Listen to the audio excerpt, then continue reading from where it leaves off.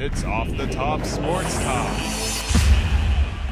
We talked about the pros. My name is still Adrian Gonzalez. I'm Brian Belcito. I am Josh Howes. We are going to talk about the unpaid heroes in football. Allegedly. Whoa. Allegedly unpaid. Officially. Okay.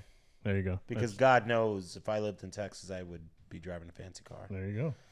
Wait, I never played college football. College water polo players must be living huge. So we'll kick this segment off with your squad. Notre Cheer, Dame. cheer. Oh, God, that was beautiful. And scary and shitty at the same time. That was a great football game. It was awesome. Yeah. I loved it. Malik Zaire. Next man in. That's their new hashtag for this year. It has to be. I mean, their quarterback, who they were banking on doing well. Their running back. Snap when his That ankle. doesn't help the cause because they're doing the college version of Hard Knocks this year. The initial college team being followed backstage. Showtime, right? But, on Showtime. It's I watched the first episode last night, and it's a cool show. I mean, I like it. It's So are you saying it's going to go from Hard Knocks to Friday Night Lights? I mean, next thing you know, we're gonna have, they already have the high school show on ESPN. No, that's what I'm saying. But Notre Dame's show is going to go from Hard Knocks. What it is Notre Dame is going to blow up because kids are going to now see what's going on behind there. More people are going to want to go there. So you think this has a chance to catch on and They're be building every their year? brand. Yeah, well, they're going to change. They already said if they're going to a different school next year. Oh, they are? Okay. They already planned it. Okay. I don't know. They haven't said where, but Right. and it just said some Schmorder, coaches are scared of this stuff, or they're all I don't want to give any secrets out. I don't and obviously they're not giving out playbook stuff, but it's building your brand is what he's doing. It's genius. I think I would do it. I would in a heartbeat. Granted, it is interesting. The first show was about 1/3 about Malik Zaire, and now he's out for the season. Right. There's also the kid from local boy from Modern Day, Joe Schmidt, maybe. I don't know. He's a linebacker. Walk on at Notre Dame, ended up being a scholarship and is now team captain. Nice. That's a good And story. that was the one where they did it in the film session, right? Yeah. That was a great. They already were used to people watching them. They were Notre Dame, and they were Not in the locker room, though. But I think they were testing this out by doing their Trick Shot Mondays, because Trick Shot Mondays used to be like, no, you can't have a camera on. And for like the last 2 years, Trick Shot Monday, everyone's watching it. And this year, I mean, I'm still watching it. I read a comparison today with Deshaun Kaiser, the kid who came in for Malik Zaire. The comparison that said he compares favorably to Cardell Jones. Yeah, Size, that same day. size, arm strength, that type of thing. And why wasn't he starting? Right. So you can compare whatever you want, but if you compare him, he won the Heisman, or he won the national championship as a starting quarterback for Ohio State last year. He made a heck of a throw the other day. Though, My for Rams, that touchdown. That was Rams a and great my Irish route won and a on the good throw. same, pretty much the same play. Yep. Same. So he came in through 2 touchdowns, both to Will Fuller, and the Irish got out of there with a victory. Is it going to be a Madden-like curse for this show, though? Yeah, it could be. Watch out, next team. You're right, because you know what? Now that sends the message to each team because I guess did the show last night obviously didn't show any highlights. They had number 2 last night, and it wasn't on demand yet. So I watched the first show, and then I thought by tonight I'll catch the second. So teams are going to be like, hey, we can A, we can beat Notre Dame, and B, we can beat them when they're on a reality show, and we can get seen that way too. But everyone has always thrown their best at Notre Dame. Right? The upside is though they're going to get new recruits that I like to how they do their thing, and Notre Dame has great fan support. That's one of the things that comes through very, very clearly in this show is that they do have some of the most loyal diehard fans in the country, and they travel. They go have they go. money. Yeah. Right. They're I like passionate. the tailgating at the Jets. Nice. Yep. ESPN once did a greatest college rivalries show, and this was back in I want to say like middle 2000s or something, and it was, number 1 was like Ohio State, Michigan. Yeah, I was like, that's hard to argue. Number 2 literally was Notre Dame, and everyone. That's pretty good. I was like, that's a good one. And my brothers and I, we were watching it. Like, oh, we got to watch the show. Well, I mean, through the history of college football, you've had a lot of teams that have come and gone. There was a time when Georgia Tech was a really, really good football program back in the day, and then they went through their down, but they were still rivals with Notre Dame. And now this Saturday, we got Georgia Tech and Notre Dame, and they're both Georgia pretty Tech's good football never teams. easy against Notre Dame. Right. Even when they're down, even when Georgia Tech's program is down, they play well against Notre Dame. So. Saturday, I was watching the scores go by and watching Auburn struggle with Jacksonville State. I caught that game probably about 7 minutes left in the fourth quarter, and I watched for the next 2 minutes, and I looked at Jacksonville drive down the field and look like a Division I powerhouse and just score what looked like the go-ahead score. And I'm like, in my head, I actually texted one of my friends, my coach friends, and said Jacksonville State's going to win this game. Yeah. And they screwed up a little bit on there was a couple bad calls in that, and they could have easily won that game. I thought they should have won that game. That would have been a devastating loss for Auburn, an embarrassing loss. That would have been Michigan losing to App State. Me and my other coach were talking about it. Is these smaller school teams have teams that completely stay for their whole career. Yeah, right. This is a third and fourth year guys against guys who are sophomores starting. They're leaving the next year for the NFL and haven't been bought in the program. What if someone from Jacksonville State's watching this show right now and they're thinking, hey, we are that good. Yeah, right. Like, I mean, like Appalachian State, when they beat Michigan, everyone's like, oh my God. They're like, no, we're that good. Right. It's that same theory that Josh just brought up that does you see it in March. In college basketball, you get Butler against Duke, and it's a toss-up because Butler is a bunch of kids. Or you get Montana against a Big East team, but these guys have been together for 4 years. They came in on the same recruiting class. As a Syracuse fan, I felt that pain when Cuse fell to Vermont 8 years ago or something like that, and it was a senior team that came in and beat them. Another good game was the uniform game, Michigan State, Oregon. Saturday night. I was leaning towards Michigan State in that game, and that's who I picked in my little pool that I do. Oregon, they got that quarterback. That new rule for the quarterback senior. How do you feel about that rule? You can transfer after you're a senior for one more year of playing at a different. It's odd, my team. Majors. I'm a Florida State fan, so I'm kind of liking the rule right now because we got Everett Golston. But to be honest, it's kind of I don't know. It's just. I guess it's good for quarterbacks to be able to go play somewhere else if they didn't like the way they were treated at his program. Right. That's a good thing, but it just seems like it's almost cheating to me. Well, he with Vernon Adams Jr. right for Oregon. Yeah. So 309 yards, 1 touchdown, 2 picks. And he absolutely dominated Division. Was it 1AA at Portland? Right. One of the Portland schools or something like that. Right. So he's a known commodity. They knew what they had similarly, but he looks like a kid who played in 1AA still last year, or not at the same level of competition. And he's then still learning on the job. On the other sideline, you got Connor Cook, the Michigan State quarterback that people are talking about, top 10 pick possibly. They look solid as a team. Michigan State looks solid. They did. No, they were surprisingly good. Oregon isn't the most physical, dominating teams. They're more speed related. So Michigan State was a little more physical. You could tell they were pushing around a little bit. Yeah, and I'm not normally a guy with Oregon and all their uniform changes, but those uniforms were tight. The helmets were pretty sweet. I hated the helmets. Really? I thought the helmets were pretty sweet. I mean, I read that they don't ever have the same uniforms. Right. Ever. I don't like it. Well, I don't like the way they do that personally, but every once in a while they come out and I go, oh, those are pretty nice. They're the number one athletic budget. I just saw a show today. They're the number one athletic budget in the country. Right. I thought the emblem looked like an old rub-on tattoo, like the kind you'd get from Pack of Gum. Nice. Let's go. This will bring us into some of the local games this week, but BYU back-to-back Hail Mary victories. Pretty impressive. Saints. Yeah, right. I'm not a BYU guy. They're playing UCLA this week, right? It's like married men playing against kids straight out of high school, though. Right. I don't know about that. They've gotten lucky. That's all I can say is they've gotten lucky. It was a great catch, great play, but they were down, trailing. Right.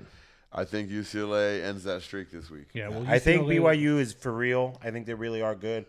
I don't think they're good enough to beat UCLA. I don't think so either. UCLA's defense led them in that 37-3 victory in Vegas. Josh Rosen's on his 4th year of college now, or 3rd year of college at least now, having played a couple years at Bosco. And the schedule he played, he's playing probably every week against 10 guys that he played against in high school a year or 2 years ago. Right. So he's the real deal, it looks like. So then the other local school, SC, destroyed Idaho at home, 59-9. Boring. Yeah, right. No offense to Idaho and Arkansas State, but I mean USC really. Right, step it up. I guess they're kind of stepping it up this week. That brings us to our games this week. Stanford and SC this week at the Coliseum. Stanford looked horrible the first week going against Northwestern. I agree. Northwestern looked solid. Northwestern punched them in the mouth, and Stanford's usually the tougher team out on the field. The thing is they're slinging it around, being athletic and quick and well coached, while Stanford looks slow. Right. They look slow as a team. That maybe you don't want to be physical, but when you're physical and slow, it doesn't work as well. Right. You got to be physical and quick. All right. Fast. So should we do another pick segment here on these 6 games? I'm taking SC for sure. Now I'm taking SC. blowout. All right. Maybe not blowout, but they'll definitely cover, I'd say. So we sweep there. Ole Miss, number 15, going into Tuscaloosa to take on the Tide in Alabama, number 2. I think Bama. But I think it's a lot closer and it's a lot more exciting of a game than people are going to realize. That's fair. It's hard to go against Saban. Where is it at? It's at Tuscaloosa. It's in Alabama. How hard is it to go against Saban at home? 110,000 people screaming at you. There's going to be white and red and cousin kissing everywhere. Is it Ole Miss? Ole Miss. Number 15. Ole Miss has had some really good talent come in defensively. Yep. Ole Miss hasn't. But still I'm still going to have to go with 70s. Nick Saban. And right. But I don't like Lane Kiffin as their offensive coordinator. So is Lane Kiffin is like Lane Kiffin is down. Are we going with another sweep there? I'll take Alabama. Okay, that's another sweep. Local game, 19 BYU coming into the Rose Bowl to play UCLA, number 10. Sorry, B.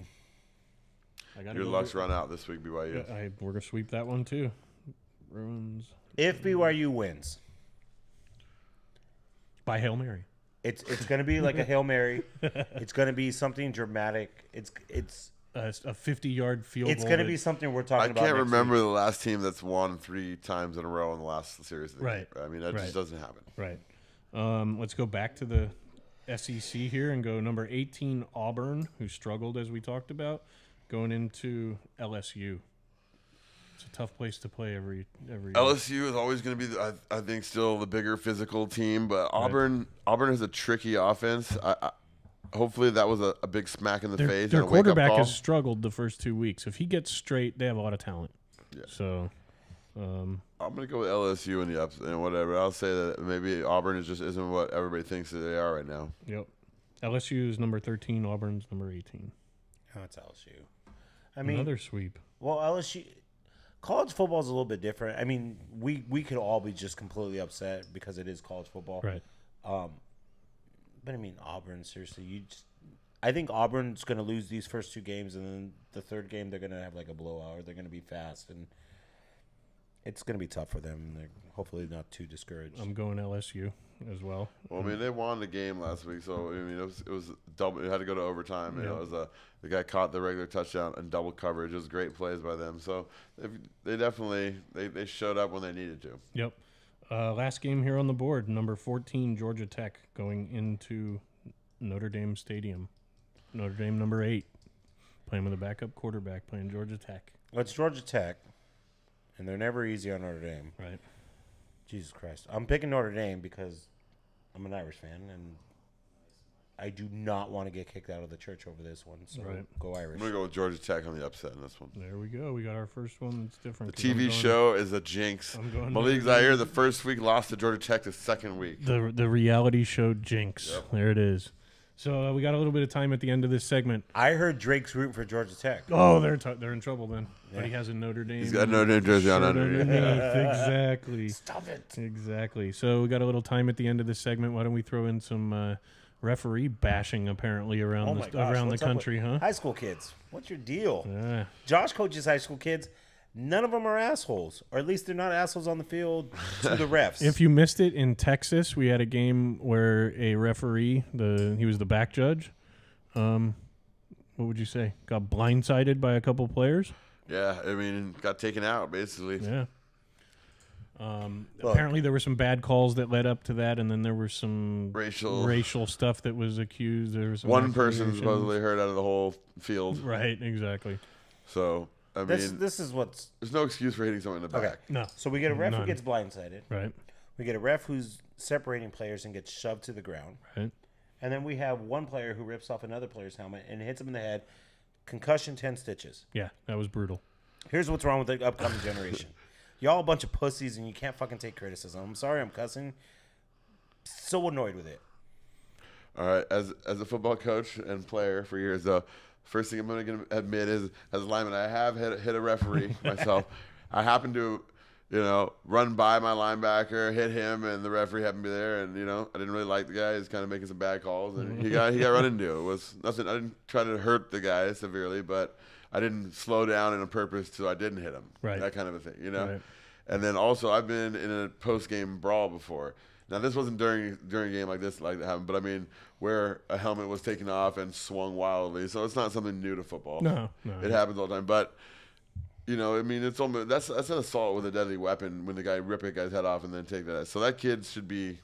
The court should come into that one. Right. That's not just in the rules of the game right there. He's assaulting somebody trying to possibly kill him. Right. And that one, I still The think parents should be even held liable somewhat for that. there's maybe a little bit of a difference here too. That's like a heat of the moment. Like dude was just like, "Argh," and pulled the guy's helmet off and smacked him with it. The other one straight up premeditated. The two players were like, you hit him first. When he hits the ground, I'm hitting him again. Alleged that the coaches told him to do it. Yeah. Yeah, just or a coach. That's rude. That's just bad. Just bad. That's like Josh knows he can make his kids run through a brick wall, but he knows what's best for them. At least I hope he does. I mean, we try to do our best over at Garden Grove High School to steer the kids in the right way and discourage that. Even though you know what you get for that? You get one of those. You get one of those. Hopefully another one this year, but there's going to be bad calls in a football game. If you are going to sit here and tell me the only reason you lost the football game is because of one bad call, I'm usually going to tell you look at the rest of the film and tell me that. Right. Because that's not what it came down to, really. Right. Yeah, that might have hurt you, but there's how many other plays that you made mistakes on and other things. It's not like backup judges saying there was a catch when two guys caught it in the end zone. I mean, there's bad calls. There's no doubt. The human element is part of the football. Everyone knows it. Until we have robots officiating that are perfect, it's going to be that way. And if you lose it, then you deserve to be punished for it. Right. That's all there is to it. There's the word poise for a reason, and you got to keep your head about you if you're going to play sports. Poise. So it sucks sometimes. It's hard to bite your lip, but if you let the other team do it, then they're going to be punished. Right. And here's the thing: every sport I've ever been in, if you mouth off to a ref or something, they have a bias. They're human. Yeah. Bam, they're gonna come at you, and and they may not even know they're coming at you. I had a basketball ref one time where I had walked into the classroom. We had a substitute teacher that day, and he had written on the board, "Mr. M." Right? Didn't have a name, just Mr. M. And I went sarcastically. I go, "Does that stand for Mr. Macho?" And he sent me down to the principal's office. Came out to play basketball that day. He was our ref. He goes, "Hey, how's it going? How was the principal's office?" I went, "Hey, Tussin High School. This is why your sports are still bad." I was like, "This is going to be a bad game." So. I'm just so glad you didn't go, Mr. Anyway, so going back to college football, while we got about a minute here, are we thinking Ohio State is pretty solid? Looking solid number one, going to be most of the year. They definitely have a lot of talent. They have no lack of quarterbacks. Right. So Braxton Miller looks like a monster as a receiver too. He looks like a man in playing children. He could be the next Julian Edelman. That spin move he put on in the opener against Vatek was that was nice. That was nice. They're definitely looking good. He's a great coach over there. Yep. Urban Meyer. Urban Meyer is as long as he's not too stressed out, he's doing his thing. Right. And anything surprising in the college season so far? I don't think anything. The Jacksonville State Auburn game. Yeah. Well, what was the one this weekend? Florida. Did you see the Florida coach? Oh, the Florida head coach dressing down his player and Yeah. apologizing for that. I mean, said his mama gave him a good talking to. yeah, he was not happy with himself. Holding himself. And trust me, it's hard not to do that as a coach. I find myself screaming, yelling someone's name occasionally, and then thinking about it. Their parents are in the stands. Probably shouldn't. Probably the biggest surprise was Arkansas losing to Toledo. That's an SEC school losing to a small school. So. I'm telling you, the SEC is not what everyone claims it to be. And I will always stand by that, and I get Southerners ripping me apart for it. And then we get to draft day, and 60% of the draft is from the SEC. Right, but look what happens after that. Yeah. Oh my God, this guy's such a big disappointment. He was drafted so high. Well, you know what? Because you're from the SEC. All right, well, I can't wait for this week. Saturday football again. College football. See you guys next week. Go Irish. It's Off the Top Sports Talk.